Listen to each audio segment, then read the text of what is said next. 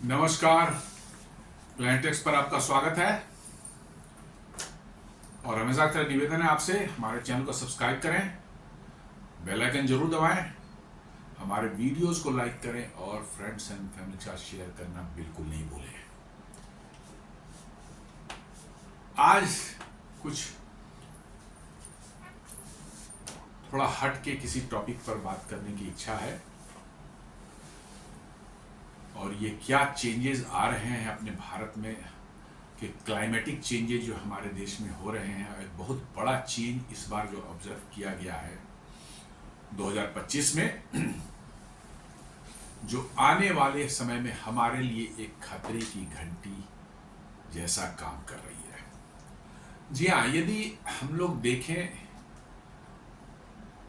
भारतीय सिविलाइजेशन को, अपनी सभ्यता को देखें, इंडस वैली सिविलाइजेशन को ले लें या हमारे माइथोलॉजी में, खासकर सनातन माइथोलॉजी में जो है हमारे महाभारत काल को उठा लें या उससे ही पहले जो है रामायण काल को उठा लें, आप देखें कि इस पूरे हजारों साल के सिविलाइजेशन में भारत में जो है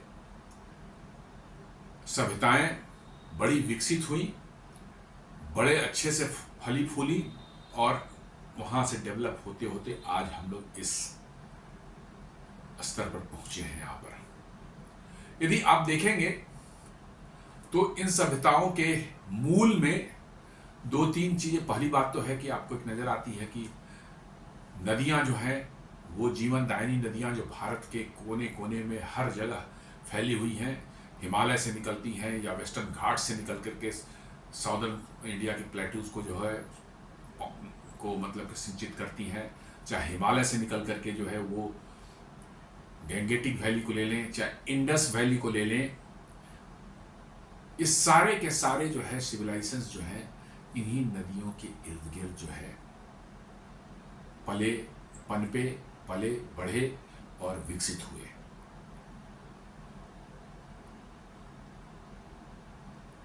इतने समय लंबे कालखंड के अंतराल में जो आप देखेंगे, दो चीजें जो है बहुत ही इंपॉर्टेंट रही हैं जिसने भारत में इन सभ्यताओं को इतना फलने फूलने का, पनपने का और फलने फूलने का अवसर दिए। जी हाँ, इन और भी चीजें हो सकती है, बहुत सी चीजें है, फर्टाइल लैंड है, सारा कुछ है, बट इसके बावजूद भी ये दो चीजें ऐसी हैं जिसके बगैर शायद सभ्यता यहां पर न पनपती न विकसित होती। और वो है एक हमारा हिमालयन रेंज जो है, हिमालय पर्वत श्रृंखला जो है पूरब से पश्चिम तक जो है 4000 किलोमीटर लंबी हिमालय पर्वत श्रृंखला जो हमारे उत्तर में खड़ी है वो, और दूसरी जो है इंडियन ओशन से जो है साउथ वेस्ट मॉनसून। जी हाँ, इन दोनों ने मिल करके जो है भारत की भूमि का जो है बिल्कुल हजारों साल पहले से बिल्कुल कायाकल्प कर रखा है और सभ्यताओं को यहाँ फलने फूलने का, पनपने का जो है भरपूर अवसर दिया है। जी हाँ, ये प्रकृति का कई एक वरदान है, हिमालयन रेंज जो है वो और ये south west monsoon. Himalayan range क्यों इंपॉर्टेंट है? क्योंकि जब मॉनसून आती है, रेन बियरिंग क्लाउड्स जो आते हैं जिसमें मॉइस्चर होती है, हिमालय एक बैरियर की तरह खड़ा है। वहां पर आपकी हिमालयन रेंज की आप एवरेज हाइट लेंगे तो 6 किलोमीटर के लगभग में है। जी हाँ, 6 किलोमीटर के लगभग में एवरेज हाइट है और रेन बियरिंग क्लाउड्स जो है उसको वो रोक देता है और वो धीरे धीरे वो ऊपर उठते हैं, ठंडा होते हैं और देन कंडेंसेट करके जो है बारिश के फॉर्म में जो है पहाड़ों पर और हमारे मैदानी इलाकों में जो है बारिश होती है। और वही हिमालय की उस पार, उसके उत्तर में आप चले जाएं तो आपको एक बूंद भी पानी नहीं होता है, बिल्कुल ड्राई एरिड एरिया है और वो है एरिया है कौन? तिब्बत। जी हाँ, उसी हिमालय की इस पार जो है पूरी धरती हरी भरी है, मैदान है, जंगल है, घास है, हर तरह की हरियाली है, खेती बाड़ी होती है, कोई कमी नहीं है, लोगों के पास में फल फूल रहे हैं हजारों हजार साल से और जस्ट उस हिमालय के उस पार जो है नॉर्दर्न साइड में आप चले जाएं तो बिल्कुल वीरान है, कहीं कहीं पॉपुलेशन है लेकिन कोई हरियाली नहीं, कोई पानी नहीं, कोई मॉइस्चर नहीं, बारिश होती ही नहीं है। तो इतना भाग्यशाली हैं हम लोग भारतीय कि ये दोनों चीजें, साउथ वेस्ट मानसून और हिमालय, ये दोनों ने मिल करके पिछले 10,000 सालों 20,000 सालों में पता नहीं कब से जो है इस भूमि को सींचते रहे हैं और हमारी सभ्यताएं विकसित होकर आज यहाँ तक पहुंची हैं। लेकिन मैं इतनी बातें कर क्यों रहा हूं, थोड़ा इसको समझने की कोशिश करिए। ये पहली बार है कि ऐसा लोग बता रहे हैं, ऐसे इंडिकेशंस दिख रहे हैं कि इस बार मॉनसून क्लाउड ने जो हिमालय को पार करके जो है वो तिब्बत तक पहुंच गया। जी हाँ, सैटेलाइट पिक्चर्स बताती हैं कि बहुत बड़े तादाद में हिमालय क्रॉस करके जो है रेन बियरिंग क्लाउड्स जो हैं वो तिब्बत में चली गई और तिब्बत में भी जाके बारिश हुई। ये हो सकता है सैकड़ों या हजारों साल के बाद ऐसा हुआ होगा और ये एक खतरे की घंटी है। क्या हमारा हिमालय अब नहीं रोक पा रहा है इस मॉनसून रेन बियरिंग क्लाउड्स को या मॉनसून को जो है उस पार जाने से, जो हिमालय के पार जाने से, या क्यों वो जा पा रहे हैं उस पार 2025 में? अभी कुछ साल पहले तक तो इसकी कोई बात भी नहीं करता था। तो आइए थोड़े से इस पर बात करने की कोशिश करते हैं। बहुत प्रिलिमिनरी डिस्कशन है, इसमें कोई साइंटिफिक है नहीं और हम लोग साइंटिफिक डिस्कशन कर भी नहीं सकते क्योंकि ये वेदर साइंस जो है अपने आप में one of the most complex subject है। हम लोग उस लेवल पर बात नहीं कर सकते और ना करने की जरूरत है, उतना समझ भी नहीं पाएंगे हम। तो हम लोग सिंपल बात समझें कि क्या हिमालय को इस बार जो है did monsoon cross the Himalaya to enter Tibet, ये क्वेश्चन उठ रहा है।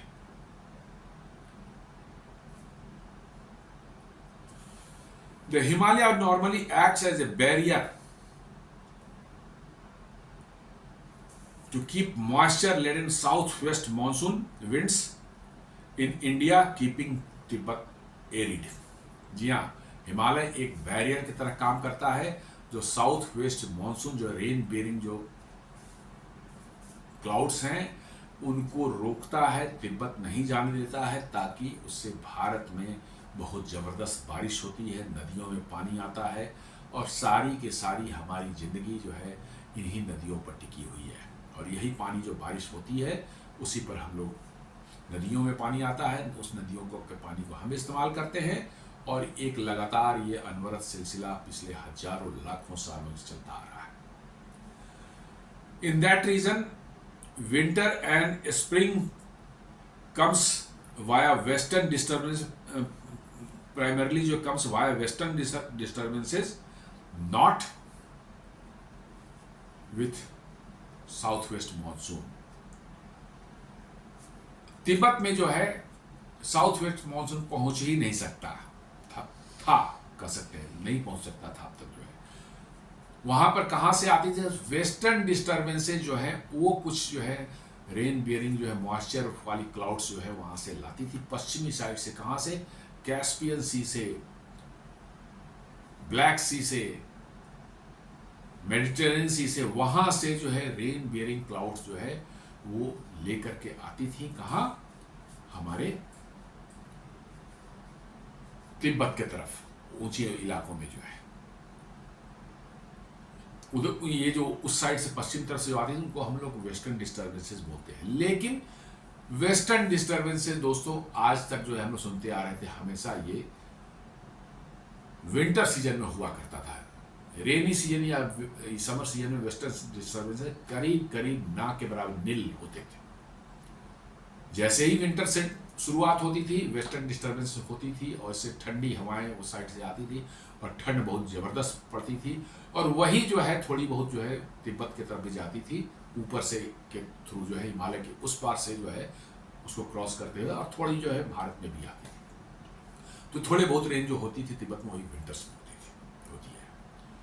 बट भारत में विंटर्स में थोड़े रेन होते हैं उन्हीं वेस्टर्न डिस्टर्बेंस की वजह से, लेकिन मेन जो हमारा रेनी सीजन है वो जो जून से लेकर के जो है सितंबर तक जो चलता है, वो है हमारा साउथ वेस्ट मानसून से होती है बारिश हमारे यहाँ।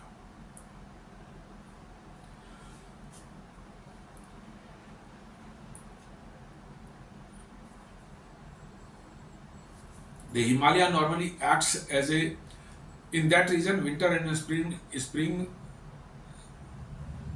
precipitation comes in via western region and not via north south west monsoon. ये बताया जा रहा है इसके लिए, तिब्बत के लिए जो है। अब हम ये समझने की कोशिश करते हैं कि बारिश होती कैसे है। हम लोग जैसे अपने एटमॉस्फेयर को देखें तो बहुत भागों में एटमॉस्फेयर, सबसे निचला भाग जो ट्रोपोस्फेयर बोलते हैं, उसके ऊपर स्ट्रेटोस्फेयर है, देन उसके ऊपर आयनोस्फेयर है, देन एक्सोस्फेयर है, बहुत से लेयर्स हैं, अलग अलग हाइट तक जो है एक लेयर हम मानते हैं। हम लोग जो है रहते हैं, हम जहाँ पर सांस लेते हैं, धरती से सटा हुआ जो लेयर है वो है करीब ट्रोपोस्फेयर। और ट्रोपोस्फेयर जो है ये करीब करीब 6 से 8 किलोमीटर तक इसकी हाइट होती है, जमीन से जो है 6 किलोमीटर के लगभग में जो है। और इसी 6 किलोमीटर में जो है जो हवा जो आती है, मानसून की हवा आती है, उसके 90% ऑफ द मॉइस्चर इसी 6 किलोमीटर में रहते हैं। और जैसा मैंने बताया था कि हिमालय की भी एवरेज हाइट वही 6 किलोमीटर है। तो मतलब 90% of the air moisture laden air जो होती हैं, रेन बियरिंग क्लाउड्स होते हैं, वो 6 किलोमीटर या 6 किलोमीटर नीचे ही रहते हैं। और उनको जो है हिमालय भी एवरेज हाइट उसकी 6 किलोमीटर हिमालयन रेंज की है, ये उनको रोक लेते हैं और तिब्बत की तरफ नहीं जाने देते।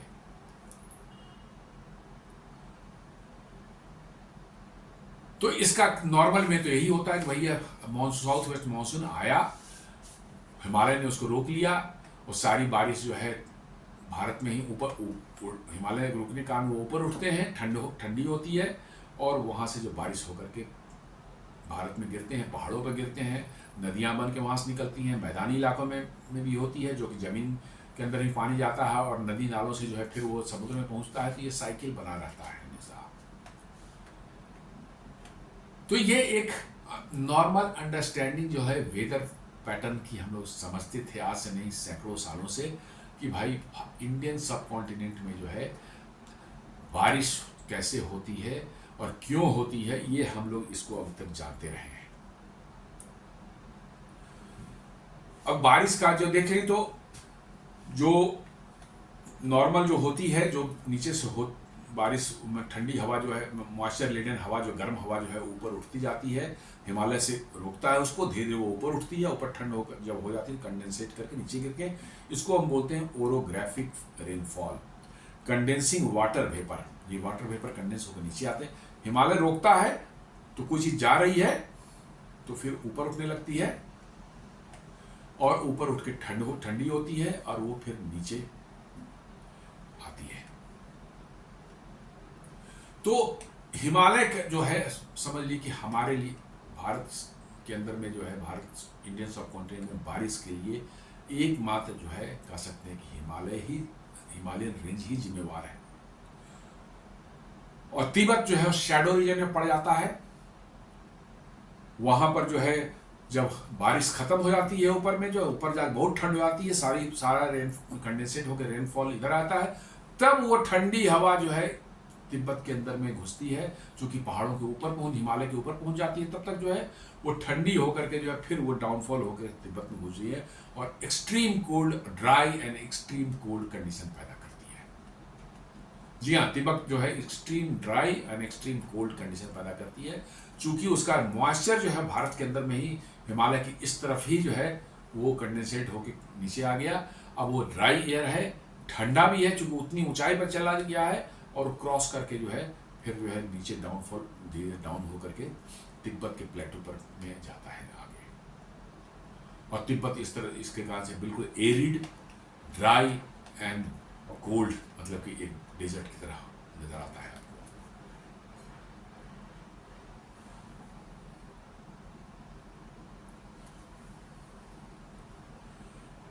लेकिन 2025 में जो है कुछ बिल्कुल विचित्र और बिल्कुल डिफरेंट नजर आया है। Satellite map shows monsoon moisture moving northward across Himachal Pradesh, Uttarakhand and Ladakh into Tibet. 2025 का जो मॉनसून सीजन में एक बड़ी ही विचित्र मतलब एक घटना नजर आई है। सैटेलाइट पिक्चर्स दिखाती है कि मॉइस्चर वाले जो है हमारे मॉनसून मॉइस्चर जो है ह्यूमिडिटी जो हवा में है, मॉइस्चर वाली हवा जो है वो हिमालय को क्रॉस करके जो है हिमाचल प्रदेश, उत्तराखंड एंड लद्दाख से होते हुए चली गई कहाँ? तिब्बत में चली गई है और तिब्बत में बारिश हुई है। तो क्या ये हमारे लिए एक खतरे की घंटी है? क्या अब ये पैटर्न इसी तरह से बनेगा कि हमारा जो मॉइस्चर जो है वाला जो एयर है जिससे भारत में रेन होता है वो हिमालय उसको नहीं रोक पाएगा और वो तिब्बत में चला जाएगा, तिब्बत में बारिश होगी और यहाँ बारिश की कमी हो जाएगी। लोगों का दिमाग जो है इससे जो थोड़ा घूम गया है। लोगों ने इस पर रिसर्च करने शुरू किए हैं और लोग इसको एनालाइज कर रहे हैं कि ऐसा क्यों हुआ है। आफ्टर ऑल इस तरह के बिल्कुल एबनॉर्मल घटना होने के कारण क्या हो सकते हैं? क्योंकि ये पिछले हजारों सालों से यही पैटर्न चला आ रहा था। सारे जो है साइंटिस्ट हैं, ज्योग्राफी के एक्सपर्ट्स हैं, साइंस वेदर साइंस के एक्सपर्ट्स हैं, वो सभी इसको मानते रहे और ये प्रैक्टिकली दिखता भी था कि भाई पहाड़ की एक तरफ इतनी हरियाली है, इतनी बारिश होती है और पहाड़ के दूसरी तरफ जो बिल्कुल बारिश नहीं होती है, बिल्कुल ड्राई है, बिल्कुल ठंडी और ड्राई और डेजर्ट कंडीशंस है। ये उसका जो एक्सप्लेनेशन था बिल्कुल परफेक्ट बैठता था कि हिमालय रोकता है, मॉइस्चर इधर ही रह जाता है, फिर हवा ठंडी होकर वो हिमालय को क्रॉस करके तब उधर जाती है। लेकिन इस बार 2025 में ऐसा क्या हुआ कि वो हवाएं भारत में बरसने के बजाय जो है अपना मॉइस्चर लेकर के जो है तिब्बत में इंटर कर गई और तिब्बत में बारिश हुई।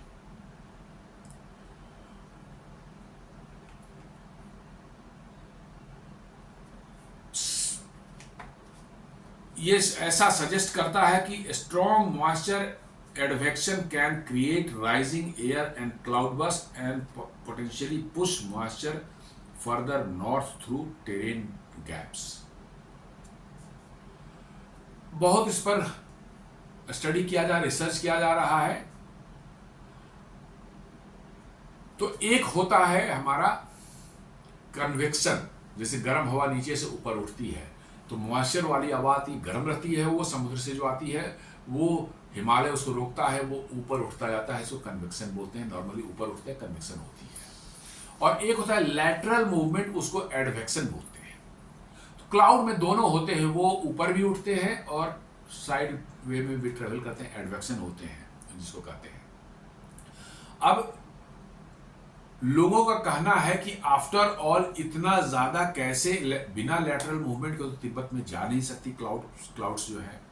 तो कहना है लोगों का कि suggest strong moisture advection can create rising air and cloud burst and potentially push moisture further north through terrain gaps. एक और चीज जो देखी गई है इस बार कि वेस्टर्न डिस्टर्बेंसेस जो कि यूजुअली जो है सिर्फ विंटर्स में आते थे, कैस्पियन सी, मेडिटेरियन सी और ब्लैक सी के एरिया से जो है जो ठंडी हवा आती थी और ट्रॉपिकल जेट स्ट्रीम के थ्रू जो है भारत में इंटर करती थी। कुछ भारत में आती हैं और थोड़ा हिमालय के ऊपर से ही चली जाती है तिब्बत में जो है। लेकिन ये कब होता है? विंटर्स में होता है, समर्स में नहीं होता है। विंटर्स में जब नॉर्थ पोल ठंडा होता है उस समय जो है ये हवाएं जो उधर से इधर भारत की तरफ आती हैं। जब नॉर्थ पोल गर्म रहता है समर में जो है तभी बिल्कुल नहीं आती।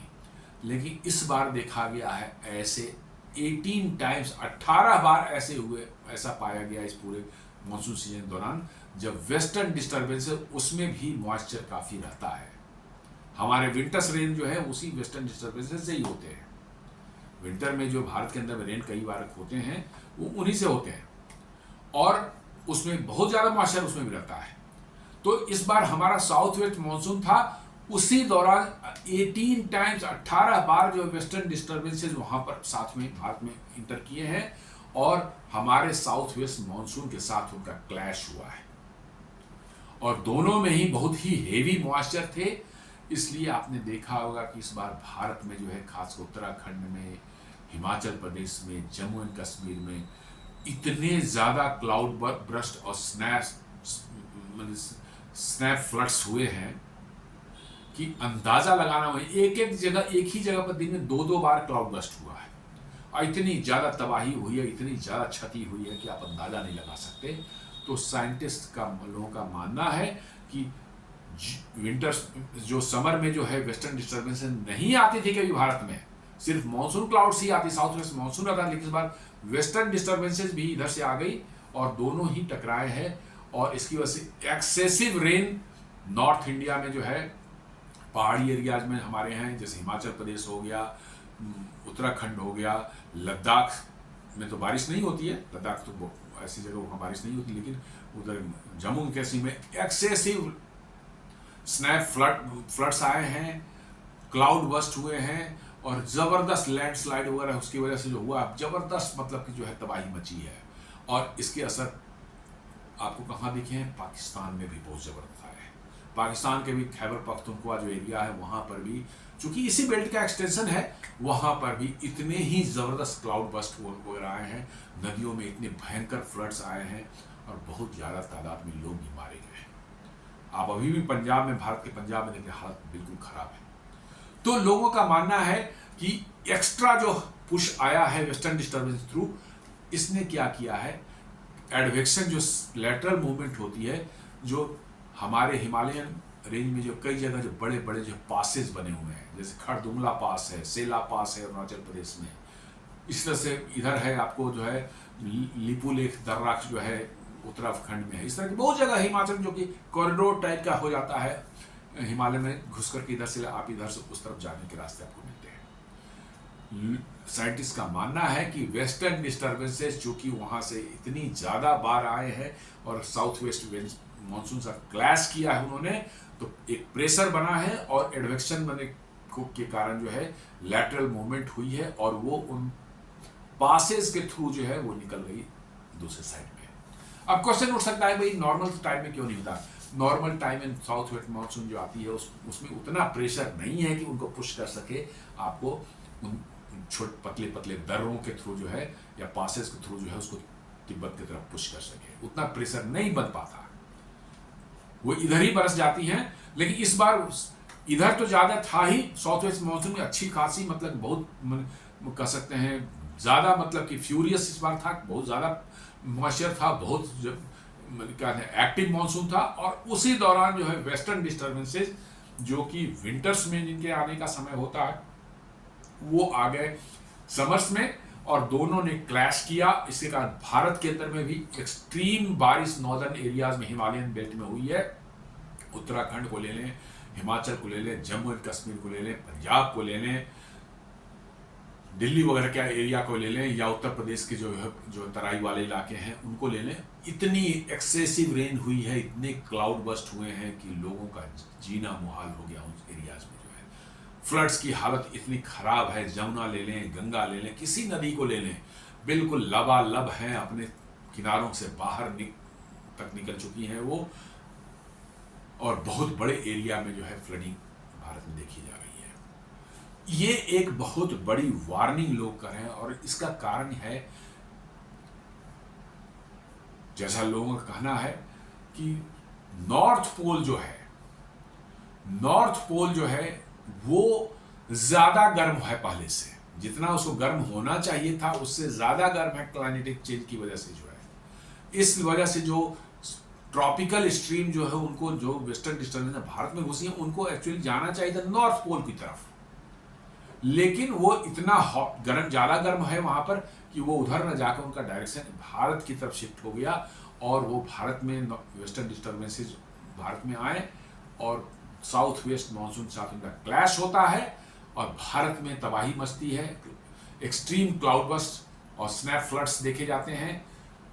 नदियों में फ्लडिंग जो है एक्सेसिव लेवल की होती है, और ये ऐसा दोनों क्लैश का जो प्रेशर बनता है कि वो जो छोटे छोटे पतले दर्रे जो है हिमालय में कई जगहों पर बने हुए हैं, इस पार से उस पार के लिए जो है नेचुरल दर्रे हैं, वो उन दर्रों से होते हुए क्लाउड्स जो हैं तिब्बत तक पहुंच गए। तो क्या अब ऐसा है कि western disturbances interacting with monsoon moisture could lift moisture across the Himalayas? वही करेक्ट, मॉनसून साथ जो है मिक्स करके जो वेस्टर्न डिस्टर्बेंसेस जो है वो उनको पुश करके जो है उन दर्रों से जो है ये ले गए कहाँ, हिमालय के क्रॉस ले गए, तिब्बत में गए। Scientist warn against the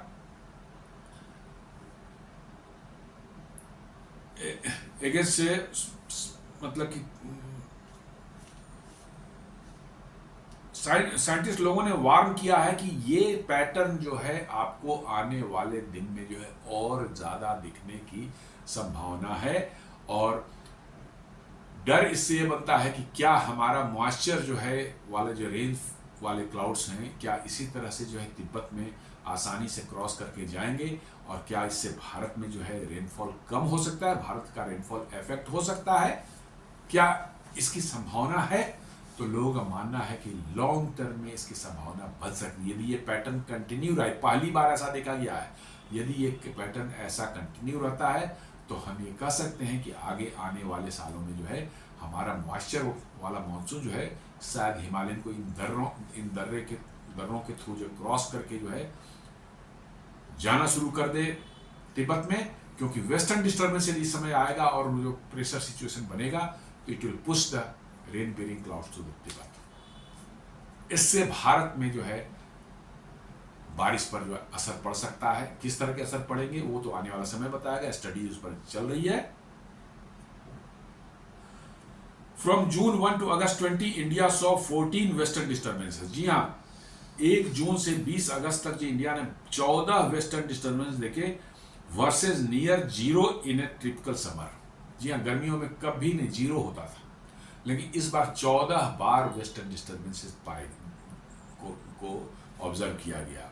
These high altitude storms likely driven by a warming Arctic shifting jet streams collided with monsoon winds and supercharged rainfall in the north।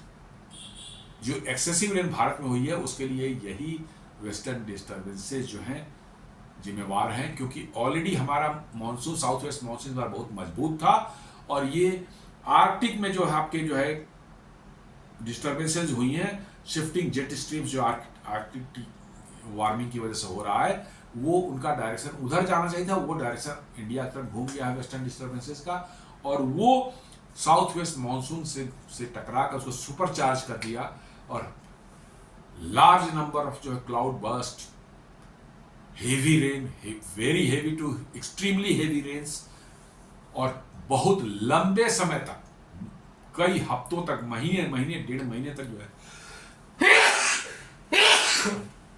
तब जो है पूरे नॉर्दर्न इंडिया में जो है फ्लड अभी भी हो रही है। इनफैक्ट सितंबर आ गया, अभी भी हो रही है। तो ये एक वार्निंग सिग्नल है हमारे लिए, हमारे फ्यूचर के क्लाइमेटिक चेंज के लिए जो है, और ये हमारे लिए वाकई चिंता का एक कारण है। आप देखेंगे वेस्टर्न डिस्टर्बेंसेस ये मेडिटेरियन सी से आती हैं, कैस्पियन सी से, ब्लैक सी उधर से आती हैं, और ईरान और अफगानिस्तान होते हुए, पाकिस्तान होते हुए जो है ये भारत में इंटर करती है। वही पंजाब वगैरह एरिया, जम्मू कश्मीर पंजाब वाला एरिया है, उस एरिया से इंटर करती है, और देन ये उत्तराखंड, हिमाचल और लद्दाख तरफ जो है मूव करती है। और आपने देखा होगा उन्हीं एरिया में बारिश हुई है बहुत ज़्यादा। भारत के दूसरे एरिया में उसी की तबाही नहीं हुई है। आप बिहार ले लीजिए, यूपी ले लीजिए, नॉर्मल बारिश है, लेकिन उन तीनों स्टेट्स में जो आप जम्मू कश्मीर ले लीजिए, हिमाचल ले लीजिए, उत्तराखंड ले लीजिए, बारिश ने इस बार वहां जो कहर ढाया है उसके लिए जिम्मेवार यही वेस्टर्न डिस्टर्बेंसेज हैं, जिनको भारत में नहीं आना चाहिए था इस समय। इनको जाना चाहिए था नॉर्थ पोल तरफ, लेकिन वहां के जेट स्ट्रीम जो है बदल गए उनका डायरेक्शन एक्सेसिव वार्मिंग की वजह से, और वो भारत की तरफ मूव कर गई, और इसने जो है, और इन्हीं सी प्रेशर से जो है कुछ मॉइस्चर लेडन जो है हमारा क्लाउड है वो पासेज के थ्रू जो निकल के चला गया है तिब्बत में।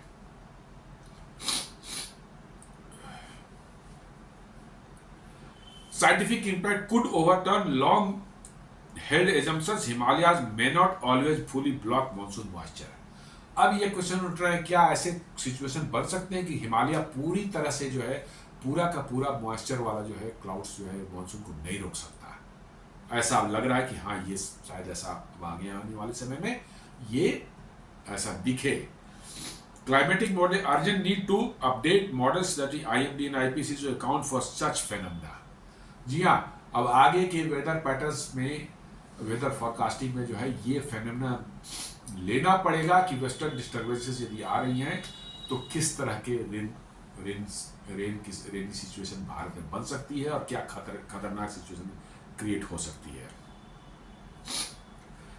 रीजनल इंप्लीकेशन देखें हम लोग, the changes could affect water availability, agriculture and weather systems in India, Nepal, Bhutan and Tibet. जी हाँ, हिमालयाज को एशियन वाटर टावर बोला जाता है। आप ये देखेंगे तो ये हिमालयाज से जो 10-12 जो है करीब बड़े बड़े रिवर सिस्टम्स निकलते हैं। आप पूरा ईस्ट से वेस्ट तक आप देख लें, बड़ी बड़ी इंडस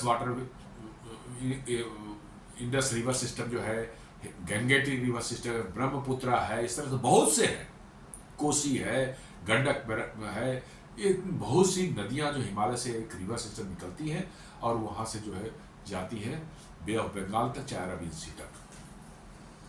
और इसलिए जो है इसको जो है इतना वाटर पूरा चाइना हो, भारत हो, पाकिस्तान हो, बांग्लादेश हो, इनको वाटर की अवेलेबिलिटी यही हिमालयस कराता है, और इसलिए एशियन वाटर टावर इसको बुलाता है।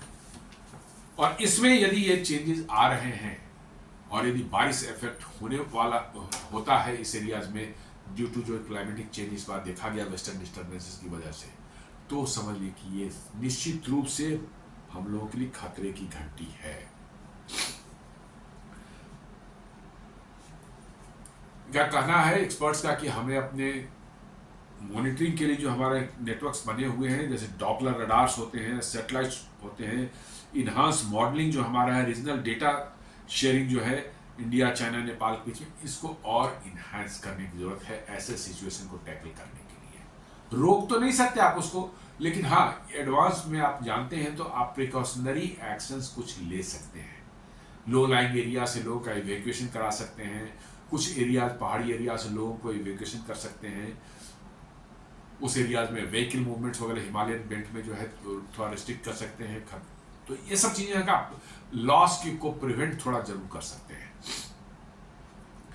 Improve forecasting and planning for water and drought management is crucial. जी हाँ, फॉरकास्टिंग जो है हमारी उसको इंप्रूव करनी पड़ेगी, नए पैरामीटर्स जो है उनको भी इंक्लूड करने पड़ेंगे हमारे वेदर फॉरकास्टिंग में। ये अभी तक हम ये साउथ वेस्ट मानसून में जो है हम लोग इसको western disturbances was not taken as a factor, क्योंकि इस समर में कभी होता ही नहीं था। लेकिन now we have to take into account कि हमारे मॉडलिंग में जो है वेदर मॉडलिंग में इनको भी लेना पड़ेगा कि भैया ये भी रहेंगे और इनके रहने से क्या सिचुएशन बन सकती है, इनको लेना पड़ेगा हमें। Then reduce monsoon dependency through interbasin transfer and demand side management of water use. जी हाँ, हमें जो है वाटर स्कार्सिटी कब हो जाए, यदि रेन इस तरह से कोई डिस्टर्बेंस हो, हमारे रेंज जो हिमालयन उसको हिमालय नहीं रोक पा रहा है मानसून को, चला जा रहा है उस पर, तो हमें ये देखना पड़ेगा कि वाटर स्कार्सिटी होता है उस सिचुएशन में हमें क्या करनी पड़ेगी। रेन वाटर हार्वेस्टिंग एकदम मस्ट कर देनी चाहिए। इस देश में जो है आपको इंटर बेसिन ट्रांसफर होने चाहिए। एक नदी में ज़्यादा पानी है, दूसरी नदी में कम पानी है, तो उसको एक बेसिन से दूसरे बेसिन में हमें ट्रांसफर करने का मैकेनिज्म बना चाहिए। जैसे भारत में एक रिवर इंटरलिंकिंग प्रोजेक्ट जो बना हुआ है, बहुत लंबा चौड़ा प्रोजेक्ट है। अभी शायद केन बेतवा का लिंक शायद बनाया गया है, कुछ औरों पर कुछ खास ज़्यादा काम नहीं हुआ है, लेकिन एक नदी को, दो नदियों को जोड़ा गया है। तो ये बहुत बड़ा प्रोजेक्ट है। ऐसे प्रोजेक्ट्स जो है हमको करने पड़ेंगे कि ताकि वाटर मैनेजमेंट और ज़्यादा इफिशिएंटली हो सके। And demand side management of water use. जी हाँ, हमको अवेलेबिलिटी के बदले डिमांड देखनी पड़ेगी कि डिमांड कितनी है। अवेलेबिलिटी तो अपनी जगह पर है, बट डिमांड जो है उस हिसाब से हमें मैनेजमेंट भी करनी पड़ेगी। यदि बहुत मैंने ये इस साल जो ऑब्जर्व किया गया है, जो डिस्टर्बेंसेस जो हैं हमारे वेदर पैटर्न में आया है, यदि ये कंटिन्यू रहा तो आगे शायद जो है रेनफॉल में कोई बड़ा ड्रास्टिक चेंज भारत इंडियन सब कॉन्टिनेंट में देखा जा सकता है। तो ये हम लोगों ने देखा कि इस बार वाकई जो है थोड़ा सा आश्चर्यजनक था कि जितने क्लाउड बस्ट और जितने फ्लड्स और इतने हेवी, एक्सट्रीमली हेवी रेंज जो है हमारे हिमालयन बेल्ट में, हमारे जो है उत्तराखंड, हिमाचल प्रदेश, जम्मू एंड कश्मीर और उत्तर प्रदेश के कुछ तराई वाले इलाके, इवन जो है पंजाब के इलाके में आप जो देखा गया है, ये इट वाज अनप्रेसिडेंटेड, ऐसा कभी नहीं हुआ था।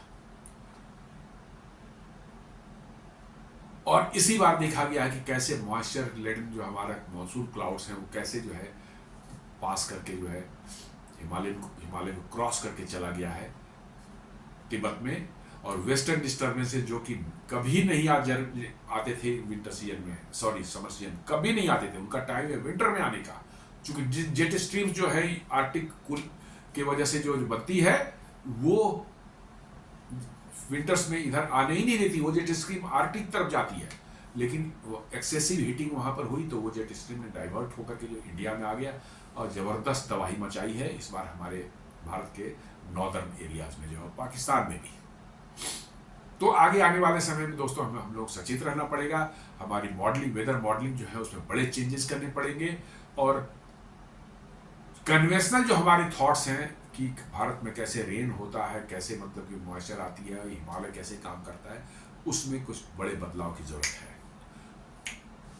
तो दोस्तों उम्मीद करता हूँ ये विश्लेषण हमारा पसंद आया होगा। आपसे निवेदन है कि हमारे वीडियोस को लाइक करें, फ्रेंड्स एंड फैमिली के साथ शेयर करें, हमारे चैनल को सब्सक्राइब करें और बेल आइकन दबाना बिल्कुल नहीं भूलें। धन्यवाद।